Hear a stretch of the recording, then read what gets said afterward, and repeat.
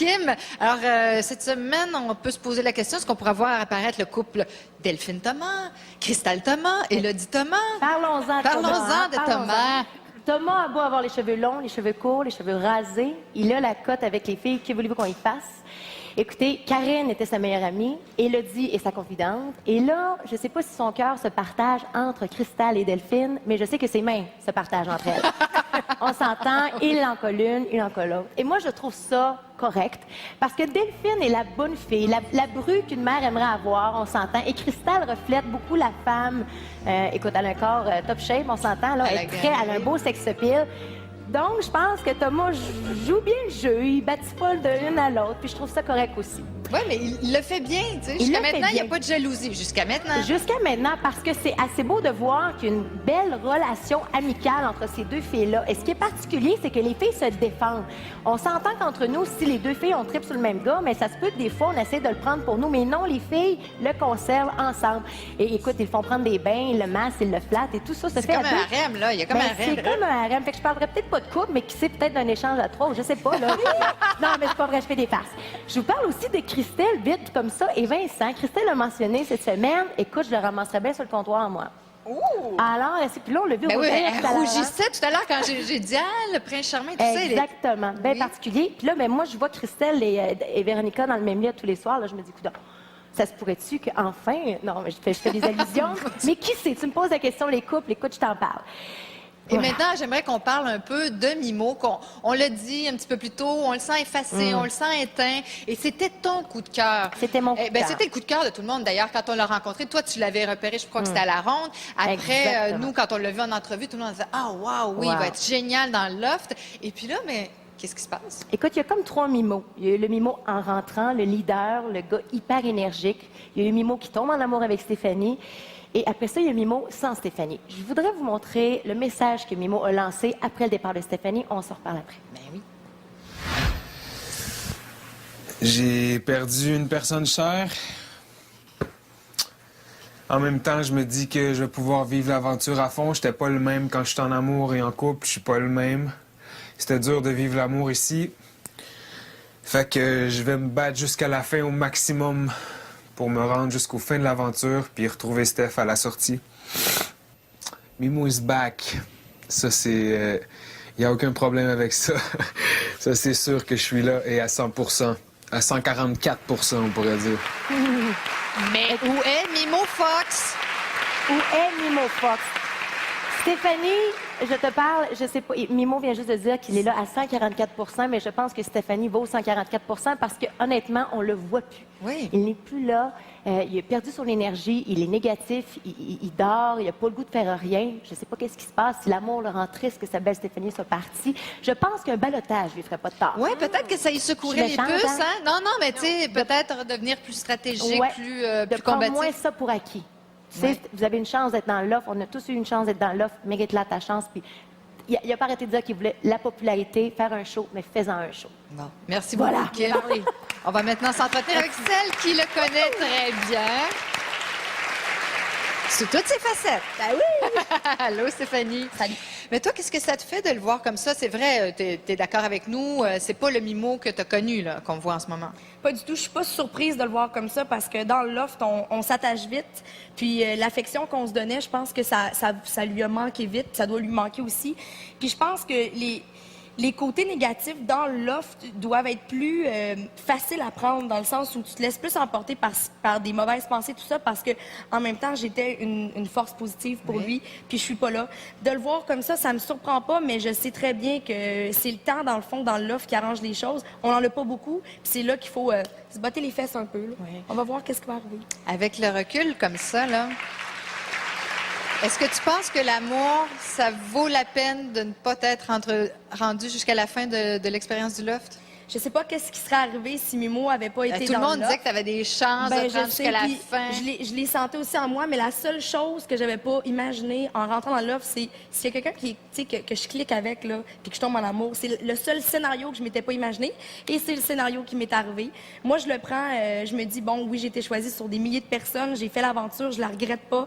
Puis oui, pour moi, l'amour va rester un grand prix parce que c'est pas terminé, puis j'ai des bons feelings. Fait que pour moi, non, c'est pas un regret. Oui, ça aurait été été différent, mais ça s'est passé comme ça, puis je le prends bien. T'as l'air à bien vivre ça. Comme c'est ton anniversaire aujourd'hui, on va te donner un privilège, un peu comme le maître. J'allais parler au lofteur dans quelques instants. Alors, est-ce qu'il y a une question que tu aimerais poser à Mimo? Puis là, je vais lui répéter mot pour mot, là. OK, parfait. Bien, premièrement, moi, Mimo, dans le loft, il m'appelait Grosse Patate. C'est romantique. C'était mon petit nom T'appelais d'amour. ma grosse patate. Ouais, Grosse Patate. Juste Grosse Patate. OK. Mais moi, je le prenais super bien. Alors, je veux que tu commences la question par ça. Et je veux juste, dans le fond, savoir comment sa première semaine sans moi s'est déroulée dans son corps. Je veux qu'il se vide le cœur, là. Tu veux qu'il se vide le cœur? Ah ouais, carrément? l'ouragan. Ben, j'y vais de ce pas. Merci beaucoup, Merci. Stéphanie.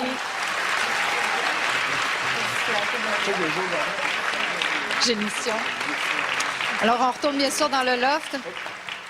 Alors, les ballottés, je sais, c'est pas facile. Les soirées de ballottage comme ça, c'est long. Alors, pour vous changer les idées, dans quelques instants, je vais vous annoncer qui sera le patron ou le nouveau patron.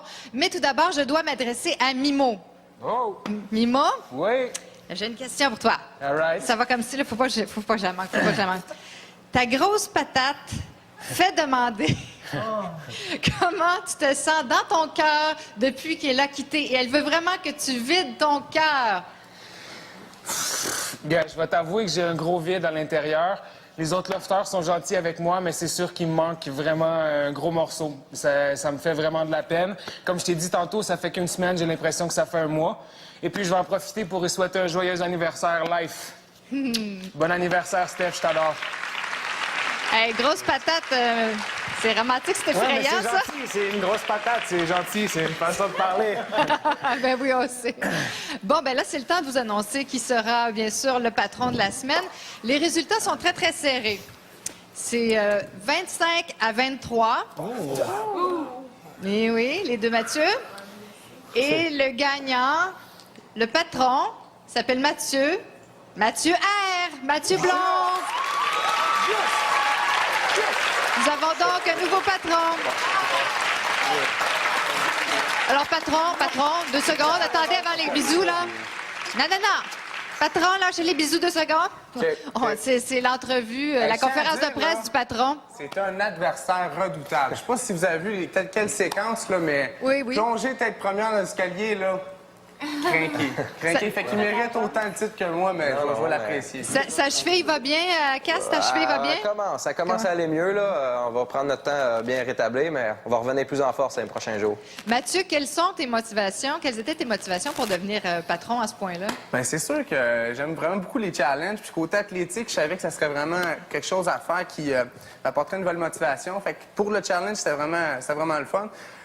Puis après ça, c'est sûr que l'immunité rentre en ligne de compte, puisqu'on est rendu, on va être à la 5e semaine. Fait que ça, c'est un plus, un avantage d'avoir ça. Puis rester pas mal dans la même optique, je pense qu'il a fait un bon boulot, puis aller dans le même chemin, disons. Là. Bien, félicitations, tu l'as pas volé. Merci beaucoup. Bravo, on vous retrouve plus tard, les lofters. Un nouveau patron. Alors, Cass t'es évincé pour la semaine du poste de patron. Alors, du 109, ça va secouer la place. J'ai une question à vous poser, mais avant, j'aimerais bien que vous regardiez ces images.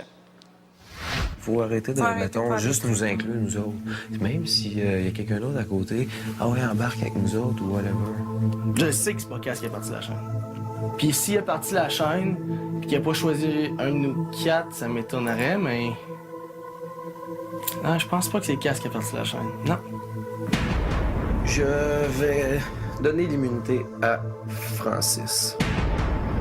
En tout cas, j'espère que vous allumez ce Cass-là. Je l'adore, Cass. Non, mais là, il a mal joué. Il a mal joué. Bon. Louise, est-ce qu'il est naïf ou est-ce qu'il est stratégique, Cass?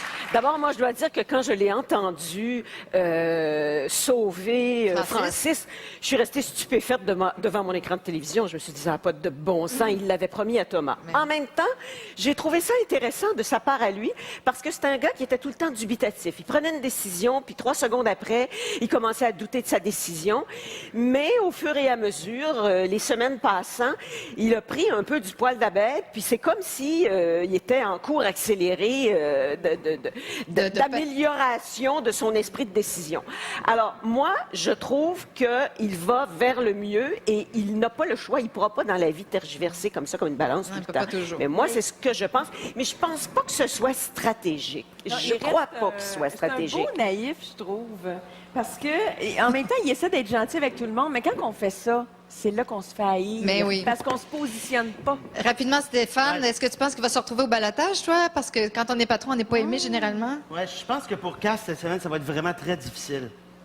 Ah non, c'est pas ça que je voulais dire. Je reviens sur ma décision. Tu viens de faire un casse de Je toi-même. viens de faire un casse de moi-même. Non, je pense que ça va être plus facile pour lui cette semaine parce qu'il n'y aura pas de décision à prendre. On va pouvoir suivre le flow. Mais en même temps, je pense qu'il nous en réserve des belles... Cassier crasse, quand même. Cassier crasse, c'est un nouveau... Oh, le slogan. Cassier crasse. Merci, Stéphane. Et restez avec nous parce qu'après la pause, on s'ouvre encore une fois un autre lofter.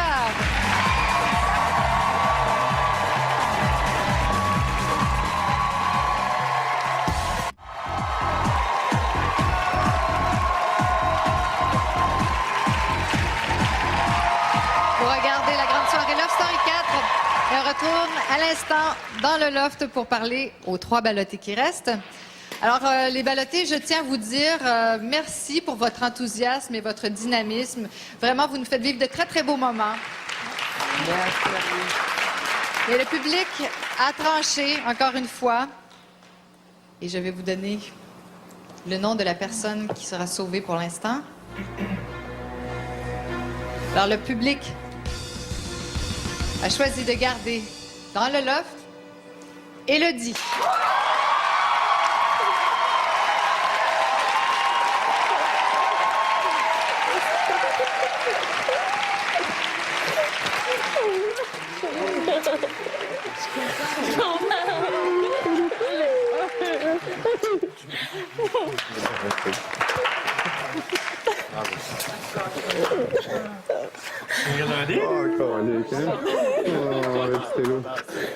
Ça tombe, Yes, sir. Hey, c'était mon chaperon. C'est mon chaperon. Je pense qu'elle avait grandement besoin de ça. Hein. Ça a été très éprouvant cette semaine, pas seulement d'être au ballottage, mais d'avoir été mise au ballottage en quelque sorte par Delphine. Et j'aimerais parler avec Louise justement d'Élodie. On dirait quasiment qu'elle a oublié de jouer. Oui, ça ne pouvait pas mieux tomber, ce sauvetage-là, et pour elle et pour moi, parce que c'est d'elle d'abord dont je voulais parler ce soir. Élodie, c'est une fille assez étrange qui est ballottée, c'est le cas de le dire, entre 2 extrêmes, le syndrome de Mère Teresa et le syndrome de la victime. Et on va écouter un petit extrait, puis je vous explique ce dont je veux parler tout de suite après Marie. J'ai plus personne, hein. Tu comprends? J'ai plus personne. Hein. Je suis toute seule parce que je suis victime de cette pièce d'honnêteté-là qui me ronge par en dedans, genre, qui présentement me nuit, genre, tu comprends? Ça venait depuis le début. Il n'y a jamais un crise de chat qui m'a sauvé pour l'immunité. J'ai jamais eu l'immunité, pas une fois, là. Tu sais, je suis tout le temps rabattue par tout le monde. Puis pourtant, moi, je suis là, puis je donne mon cœur à tout le monde. Je suis comme, hey, gars, je vous aime. Quand j'aime pas quelqu'un, la personne, elle le sait, tu sais. Je suis pas là à jouer le lapin sautant, là, l'hypocrite, là, comme tout le monde fait ça, là. Je suis écœurée, là. Louise. Tu comprends ce que je veux dire? Oui, bien, je sais pas si c'est typiquement féminin, mais on voit souvent ça dans les couples. Les filles disent, moi, je me donne, oui. Puis il me semble que je reçois rien en retour. Même si on n'attend rien, on espère quand même avoir un petit peu, puis on se donne, c'est ce qu'on que est déçu. j'appelais le syndrome, c'est qu'elle donne trop. Elle s'attend, même si elle dit qu'elle ne s'attend pas à quelque chose, elle s'attend à quelque chose, elle ne donne pas gratuitement. Et donc, elle ne peut pas recevoir pour une bonne et simple raison, c'est qu'elle est ouverte comme un livre, mais en même temps, dans un état d'agressivité. Elle n'a pas encore compris que dans la vie, la diplomatie, ça existait, qu'on pouvait dire tout ce qu'on pense, mais il y a des façons de le dire. Et tantôt, avec Sylvie, tu t'es entretenue sur le mensonge, mais il y a aussi ce qu'on appelle la restriction mentale. Il y a des choses parfois qu'on ne doit pas dire parce qu'elles vont blesser. Il vaut mieux contourner la personne et lui faire savoir autrement qu'il y a quelque chose qu'elle fait qui nous déplaît et que si on la prend de front, on va recevoir la patte à rafle dans la minute qui va suivre ou dans les demi-heures qui vont suivre. C'est inévitable. Et c'est pour ça qu'elle ne reçoit pas en plus pour sa générosité, parce que les gens se souviennent toujours, on a beau dire on n'est pas rancunier, mais il y a toujours une petite pensée derrière qui se dit, hier elle m'a fait suer, ben, je vais lui rendre l'appareil. 2 autres personnes qui t'ont intéressé cette semaine, c'est bien sûr, on parle de Véronica et de Christelle qui se